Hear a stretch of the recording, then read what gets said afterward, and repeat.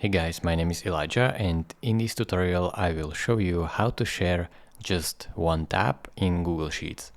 So if you want to share just one tab, just click on this drop down arrow on the tab you want to share and click on copy to and then new spreadsheet.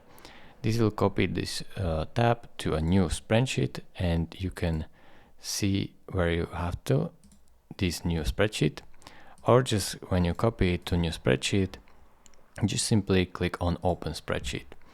And right now you can share this spreadsheet. Just click on share, name it, so new sheet, press save, anyone with the link, and now share it with somebody and press share.